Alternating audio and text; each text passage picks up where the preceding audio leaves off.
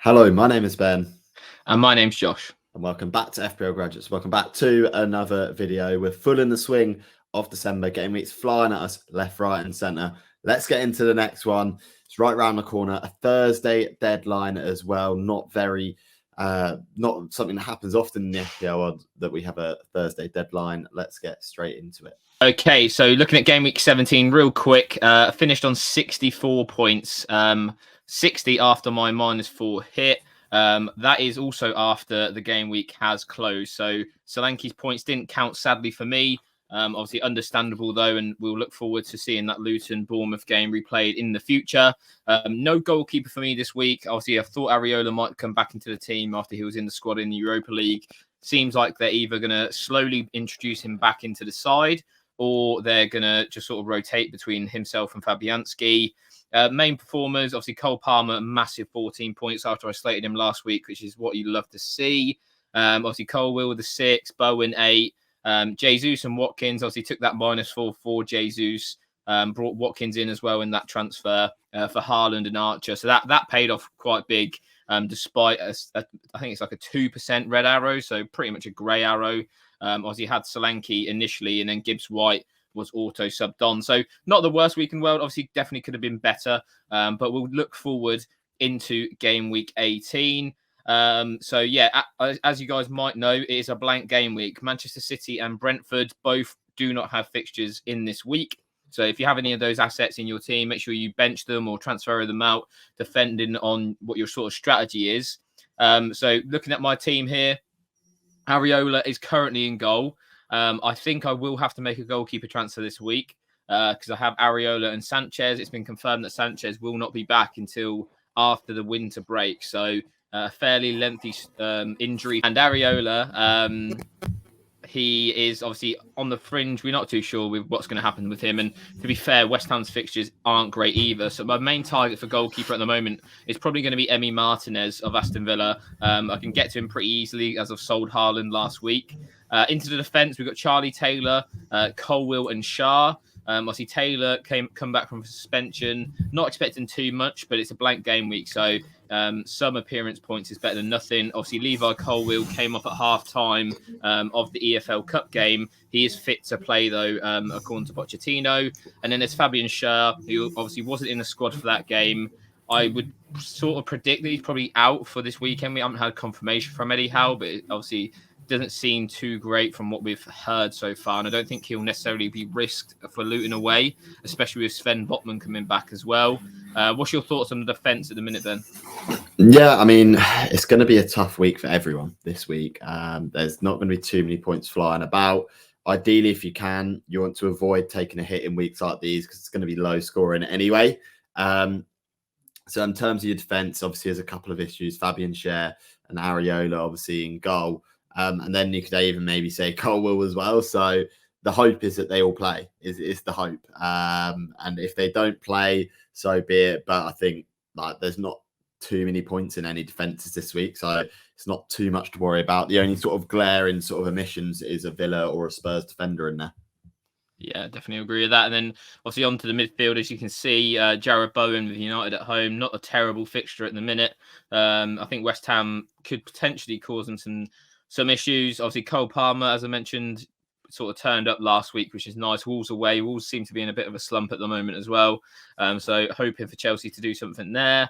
Heung-min Son will be on my vice captaincy just because he's moved out left. I know he got that monster haul against Newcastle out there, but for me, he's just a much better captaincy option as a forward when obviously Richarlison wasn't there. So yeah, he's on the vice for me. Obviously, my captain I'll show you in a little bit. And then there's obviously Mohamed Salah, Arsenal at home. Easily could be a captaincy shout. It's just obviously that Arsenal defence is so strong and obviously the best in the league at the moment. So for me, I'd be steering clear of there. Is there anyone you think I'm probably missing in that midfield for this week, Ben? I would argue maybe an Arsenal player, just because Liverpool's defence doesn't look too good. I'd maybe say you're potentially missing there. I'd also say, Anthony Gordon, we don't know whether he's going to be out or not this week. But, you know, that's another one where you could potentially look to have him in there. You have him on the bench, right? No, Gordon, I don't have in my team. I took him out on the wild Okay. card, but yeah, like you say, that Luton fixture is one of those ones where Yeah. if you can obviously nail the right option, he's definitely a good option. In terms of my attack, though, it'll sort of give you a better picture. Obviously, Solanke, Nottingham Forest away. Obviously, new manager for Forest, so a bit of a new manager bounce potentially. Hopefully, it's not big enough for Solanke. Gab Jesus, obviously, you mentioned that Arsenal attacker. He's there, brought him in last week, so a decent option. Obviously, scored last week with no other involvement for any other Arsenal attacker other than really Havertz, which was nice. And then Ollie Watkins is on the captaincy. Sheffield United at home. Obviously, Aston Villa's record at home is unbelievable. I'd be shocked to see him blank. So yeah, that is my decision for the front three. And now you can have a more of a decent look at the full 11, Ben, and sort of cast your ideas now. Yeah, no, like the obvious sort of point that you can make here is the investment into the strikers, which is why maybe there's a couple of sort of omissions there in the midfield. I'm sort of pretty 50-50 on Watkins and Son at the moment, like in terms of the captaincy. So could go either way. I think Bowen Man United's home is a good fixture for him and a nice differential to have. I think the same can be said about Solanke Forest away. Like there's obviously going to be new manager bounce, but how much of a bounce is there going to be when Bournemouth are playing as well as they are right now?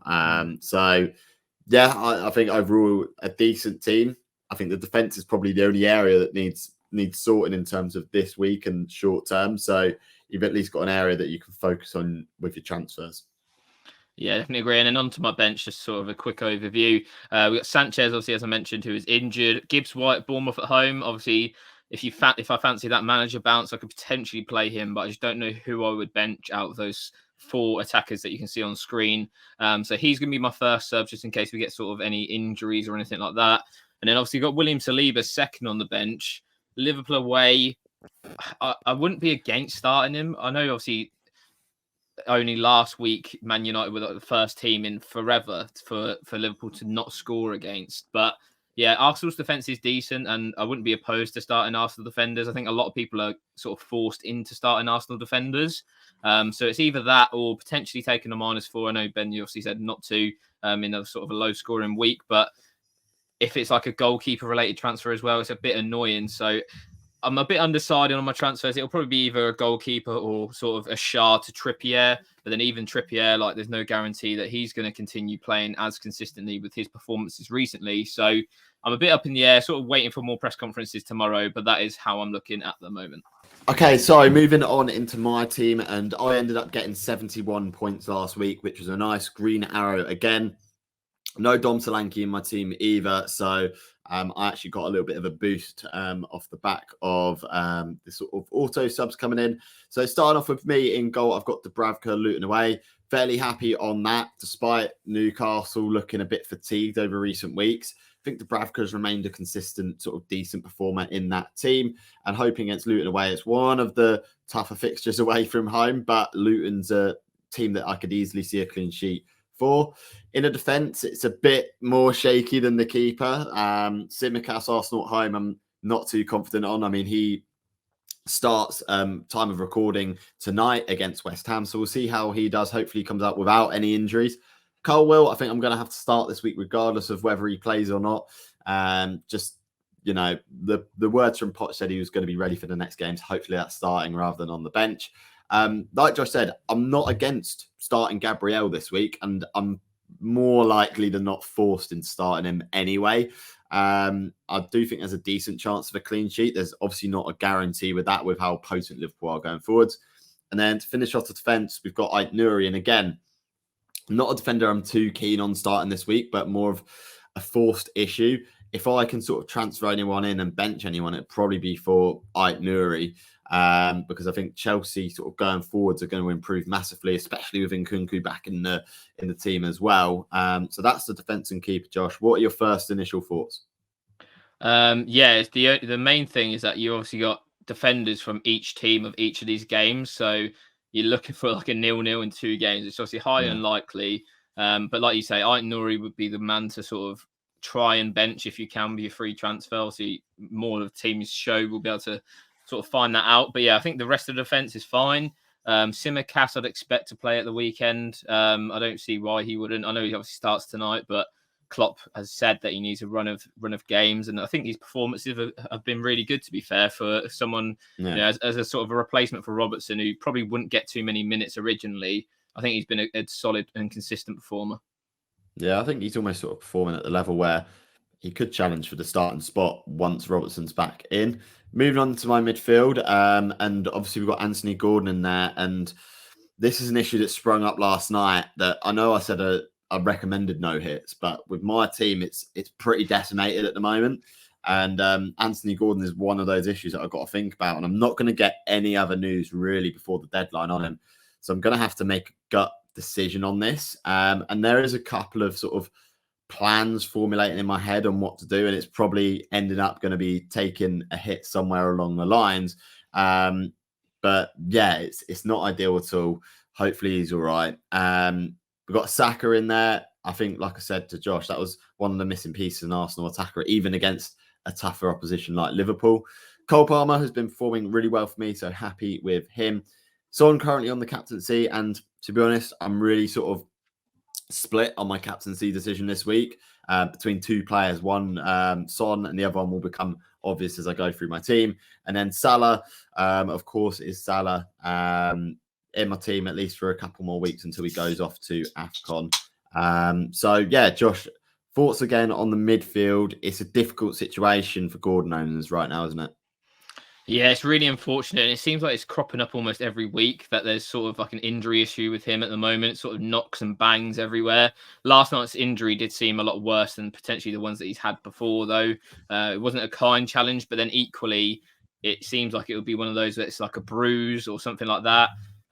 So it's just a tight turnaround, which is the main problem in terms of that injury, whether he'll be back or not. And obviously, it's such a good fixture that potentially if you do sell him and he does start, he could really punish you. So yeah, for me personally, I'm sort of glad that I don't own him, so I don't have that headache. But obviously, if he does start, you really are going to want to keep him. Obviously, the rest of the midfield is pretty standard stuff and all the players that you sort of need. I think Bukayo Saka has been a bit unlucky, but equally, he's definitely not lived up to the hype of sort of last season in terms of his attacking data.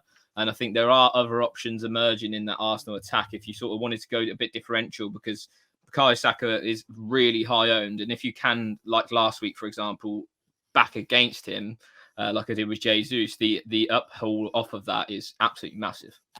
And then, as you can tell by the formation, we've got one up top, and I'll show you my bench as well, just to see the state of play at the moment for me in terms of the bench situation. So we've got Watkins up front, and like I said, I'm really split on it because I think Son is probably the player that I'd expect to haul on a more weekly basis. This fixture in isolation for Watkins is really, really nice. So I'm 50-50. I said throughout the week that it's on Son at the moment. It'll probably be on Watkins by the end of the week. And I am leaning more towards him than Son. But for me, it's a really difficult one. And as you can see on the bench, I decided to keep Haaland, which I think is I'm still back in that decision.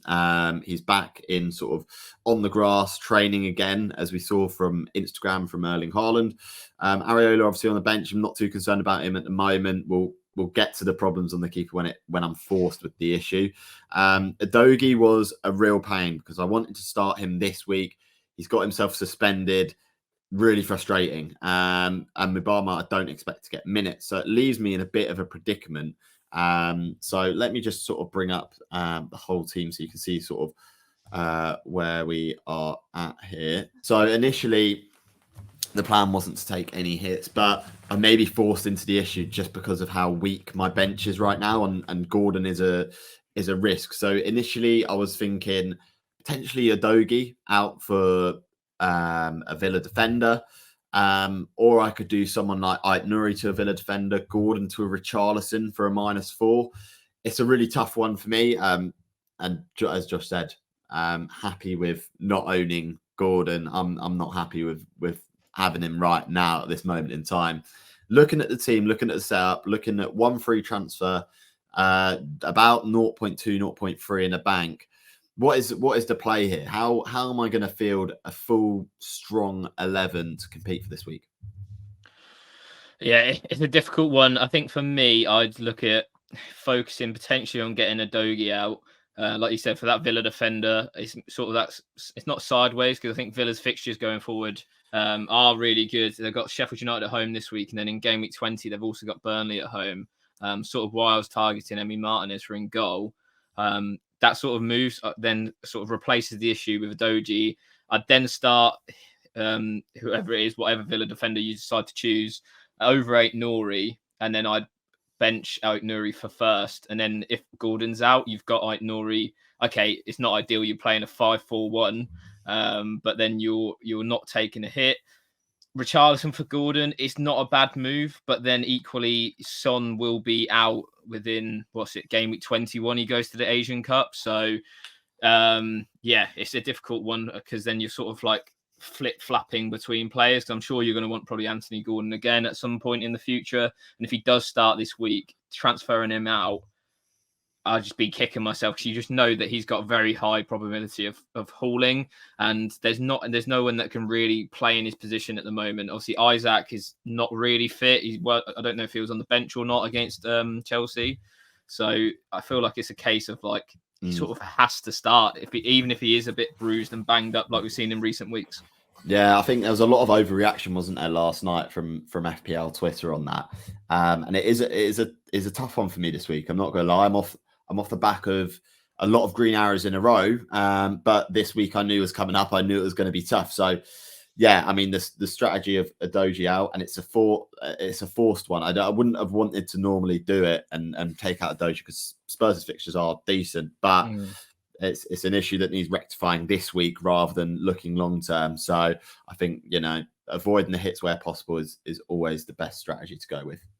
Yeah, and then also with that, if you take a Doji out, it then opens up the option of getting Porro later down the line. Like, his attacking data is way superior than a Doji. I know Doji's obviously popped up with a few attacking returns himself, but then you've got that option later down the line to potentially get him. Okay, so that wraps up our blank Game Week 18 team selection. Let us know what you're doing in the comments. Do you have as many injuries, suspensions, and just decimated FPL teams as me and Ben?